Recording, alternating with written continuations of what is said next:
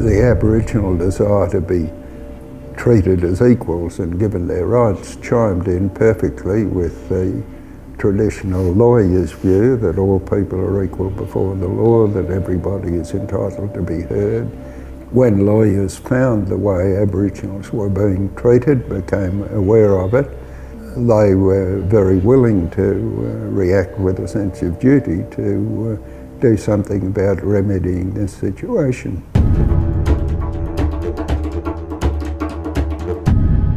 It's hard to recapture the world of 40 years ago. When I think about it, there were no computers, no internet, no mobile phones. If you're going to establish an institution, your whole basis of contact and communication with people was entirely different. And the whole relationship between Aboriginal people and white people in Australia was entirely different. You know, they were some people somewhere else who were mixed up with missionaries and boomerangs and a few vague ideas of that sort. That was something that worried me because I had been closely identified with Indigenous people of New Guinea, and it struck me as strange I didn't know the Indigenous people of my own country. In 1970 I left my career as a barrister to start a law school at the University of New South Wales, and in that context I was talking up this new law school, which I saw as being different and very socially aware. And this attracted the attention of some students at Sydney Law School. I didn't have any at my own New South Wales at that stage. They were in touch with young Aboriginals in Redfern as part of a student campaign to help Aboriginals. Their spokesman was Eddie Newman. They approached me and in effect said to me, well, here's a chance to put your efforts where your mouth is. We're Aboriginals in Redfern are very concerned about their treatment by police in particular, and they're looking for some lawyers to teach the police a lesson, and are you willing to help? And I went out to a meeting in Redfern, met a number of Aboriginals, young people. I particularly remember Paul Coe, Gary Williams.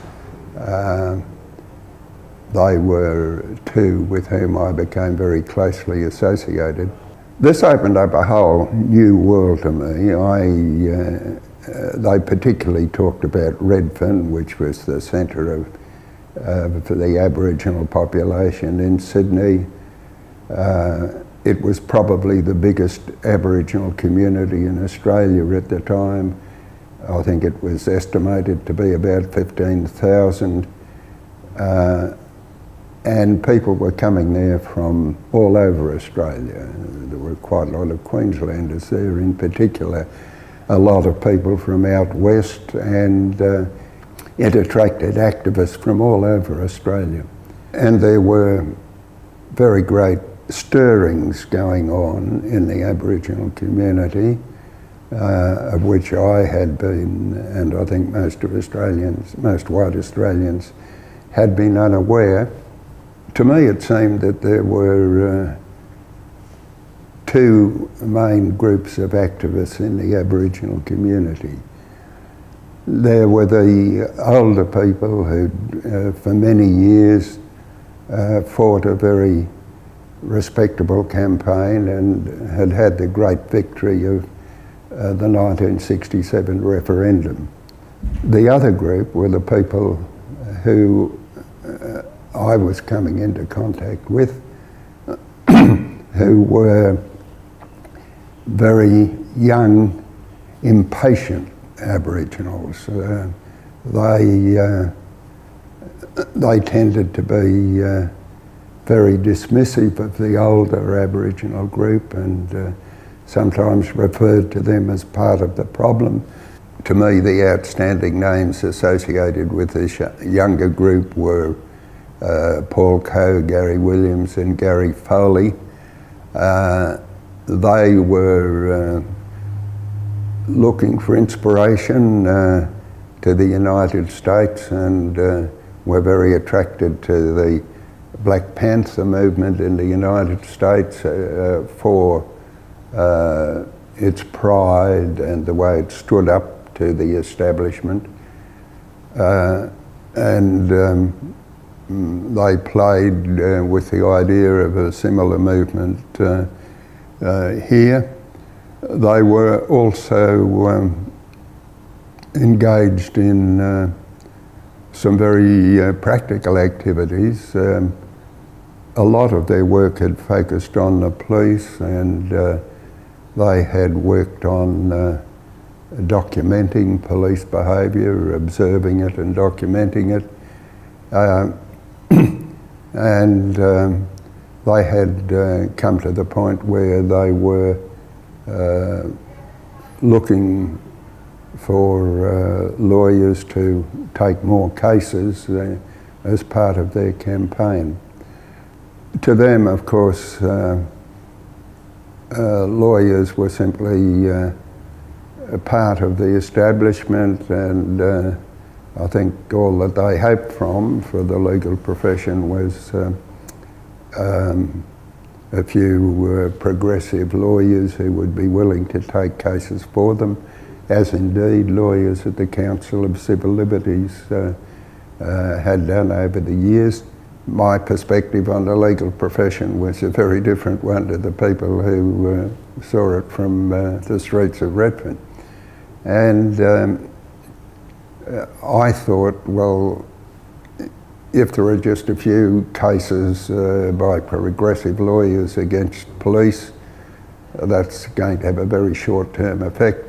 The unique contribution that I was in a position to make to what ultimately became the Aboriginal Legal Service, it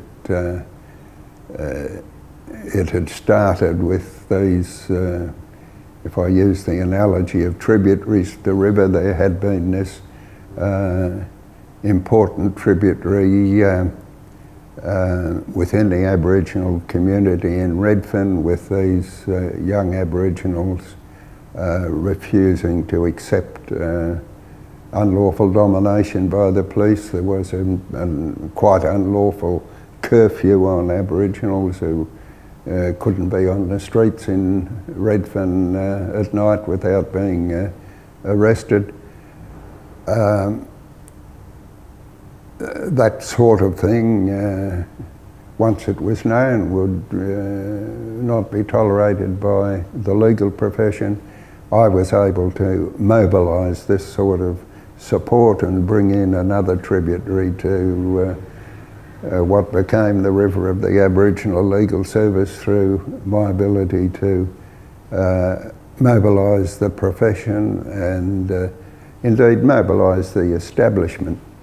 I came to work very closely with Paul Coe and Gary Williams in particular.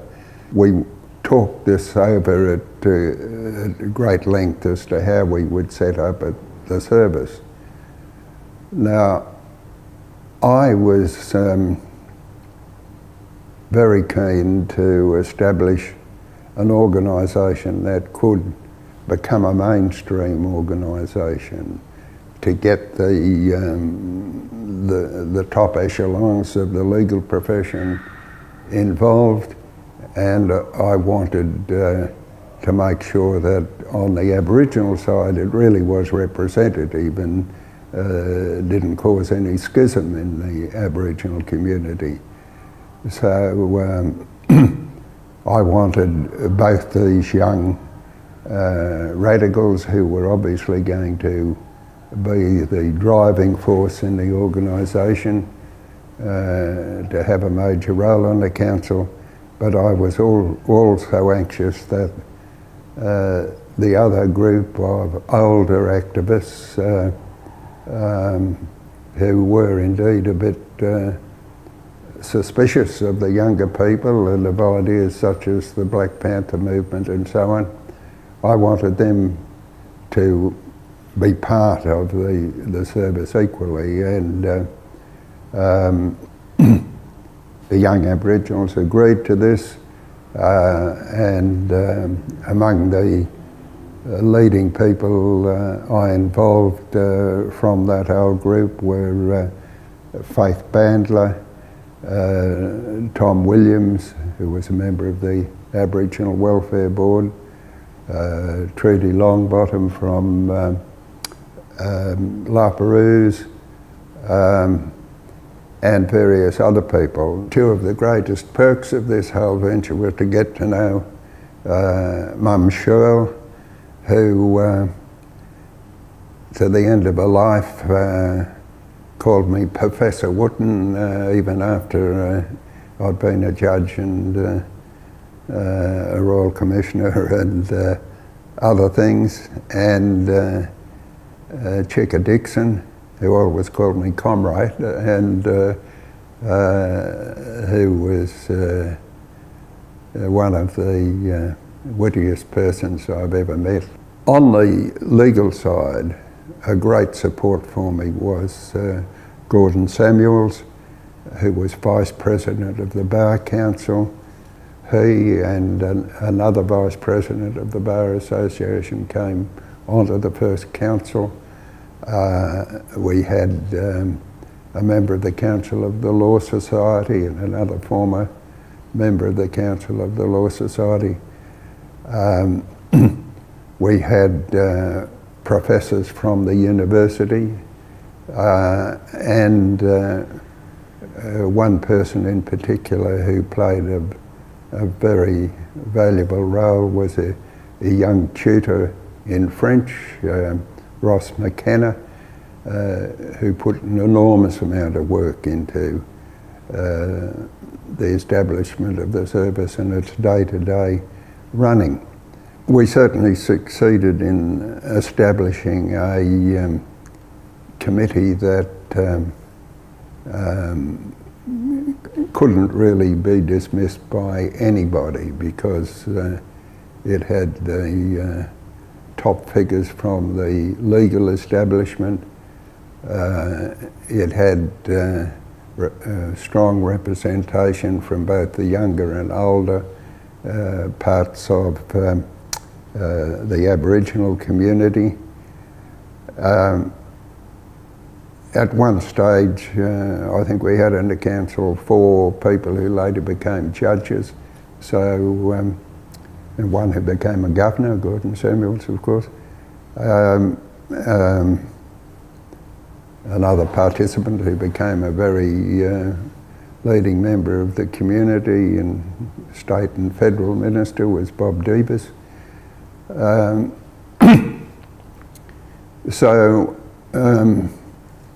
Once we set this council up, I was in a strong position to canvass the legal profession for support, and I wrote personally to every member of the bar and to all the solicitors within range of Sydney, asking them if they would put their names on a panel to do free legal work for Aboriginals through this Aboriginal Legal Service. Very large numbers, both of barristers and solicitors, put their names down, paid a membership fee to join the service, and often made donations. On top of that, that was indeed our main source of funding. It never occurred to us to seek government funding. It was conceived as an organisation that had to be independent of government. All the lawyers were working for nothing. As for our office, its address and its phone was the law school at the University of New South Wales. The height of technology was the pager, and we were very lucky that a woman who ran an answering service for doctors and communicated with them through pages, and she rang up and offered her services free and said that if we could provide her with a phone number or a pager to refer calls to, we could use her number as the contact point for the Aboriginal Legal Service. What would happen would be that when a call came through that an Aboriginal needed assistance somewhere, usually someone from the management committee, either an Aboriginal or a young lawyer or quite possibly both, would endeavour to go and see them wherever they were and get the basic story and their needs, perhaps help them arrange bail, and then make contact with a lawyer who could arrange to see the Aboriginals and appear for them. We went to great pains that this should be seen as an Aboriginal community organisation. The police had very ingrained colonial attitudes that Aboriginal people were like poor people generally, one finds this all over the world, were the property of the police. The police managed them. And you didn't worry about rights, you did what was necessary to control them. The police found this very hard to deal with an Aboriginal organisation. The police commissioner maintained a very strong line that Aboriginals didn't exist for police. Police treated everybody equally, and it didn't make any difference whether you were an Aboriginal or anyone else. That was no concern of the police. Well, that of course was utter nonsense. Paul Coe in particular had been needling me for all along to come out and see what it was really like in the bush. Kept telling me, you know, I had no idea, which was true, and I should see it. So on the long October weekend in 1970, I said to Paul, right, well, here we've got a long weekend, I've got a Land Rover or a Land Cruiser, where we go? And Paul nominated Timala. Paul introduced me to the community, and the river was in flood, McIntyre River, settlements right on the banks, and the water supply to the community was cut off, and I could see old Aboriginal women climbing down slippery banks with buckets to get muddy water, while the manager of the reserve was having clean water trucked into his house. This made quite an impression on me, and as soon as I came back I wrote a letter to the Herald saying, well, I know some Aboriginal problems are very complicated and difficult to solve, but some are really very simple. By 10 o'clock on the day it appeared, the State Minister rang me to say that a truckload of water was on its way into the community. The other thing that turned out to be quite important was that the journalist came round and wanted to interview me and said, what's a QC doing spending his weekend on an Aboriginal reserve? So this formed an opportunity to get publicity for the legal service and explain what we were trying to do. And the morning that appeared in the paper, before breakfast, I got a call from Bill Wentworth, who was the first federal minister for Aboriginal Affairs. He had in fact been very concerned about the treatment of Aboriginals in courts and had been searching for a way to do something. So he just said, well, I'm very interested in this. I think I can help you. Tell me what you want. And this was took us completely by surprise, because it had simply never occurred to us up to this point that we might be assisted by government. So we kicked it around, and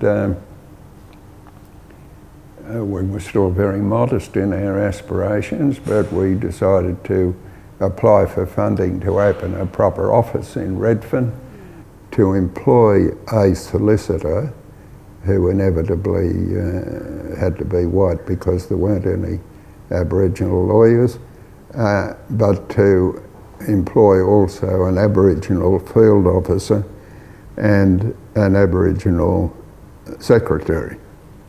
Yes, our budget was $24,500. We got most of what we asked for without any question, which made us think that perhaps hadn't been ambitious enough. And this funding was solely directed to establishing an office which wasn't envisaged as something that would be able to handle the legal work, but would be a centre through which the legal work was channeled to volunteers on our lists of barristers and solicitors. And the field officer was going to do a lot of the work formerly done by volunteers on the management committee. The first field officer was Gordon Briscoe, who I should have mentioned earlier. He was one of the active young Aboriginals from the beginning and had been on our committee of management. He became the field officer. Anne Weldon was the secretary. She was a very capable young Aboriginal woman. I think we were particularly lucky in our first field officer, Gordon Briscoe. I think the qualities that subsequently made him a successful scholar included a tremendous integrity, tremendous devotion to work, tremendous conscientiousness, and he brought these qualities to bear on his work as a field officer, and I think put a stamp on the position, because it was a difficult position. He had to bring together and be a liaison point for a lot of very different forces. And he was, in many ways, a symbol of the organisation. He was a symbol of it in the Aboriginal community. He was a symbol of it to the police, to government departments, to including the prisons department. And so his role was of quite fundamental importance in building the competence and the reputation of the service. The Aboriginal desire to be treated as equals and given their rights chimed in perfectly with the traditional lawyer's view that all people are equal before the law, that everybody is entitled to be heard. And when lawyers found the way Aboriginals were being treated, became aware of it, they were very willing to react with a sense of duty to do something about remedying this situation. It was really a confluence of these two tributaries that produced the river of the Aboriginal Legal Service. My experience with the Aboriginal Legal Service was one of the most wonderful and rewarding experiences of my life, and for which I feel very grateful, and particularly grateful to the Aboriginal community in which I formed such friendships and which responded with such warmth and generosity to the whole enterprise. It was quite a magical experience for certainly many of the white people, and I believe many of the Aboriginal people who took part in it. We were privileged, I think, to take part in a unique experience, and to do it at a moment in history that had been created by the Aboriginal people of Redfern. There was at that time a great feeling of hope, of growing confidence. I remember hearing an Aboriginal woman on radio saying that at that time it seemed that anything was possible. And there was a feeling of community and cooperation and interracial warmth that was certainly for me one of the great experiences of my life.